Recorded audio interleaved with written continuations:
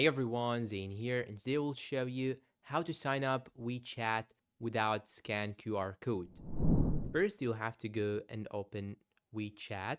So if you do not have it yet, you can go to Play Store or App Store, then search for WeChat, just like so. Then install it on your phone, then click on open. Now I have it already on my phone, so I will click on sign up, and here you will find many options. You can sign up using your Apple account, but here in my case I'm using an Android, so it is not showing me the Apple option. You can even sign up via the Facebook, and you can sign up using the mobile. If you hit the mobile, it will not actually ask for the QR code. You just have to add your name, add a picture of yours, enter the country or the region, add your mobile number, add a password, and check this box to accept all the terms and conditions. And you can even click on sign up again and sign up via your Facebook. When you sign up using your Facebook, you will not actually need to do a scan to a QR code or something like that.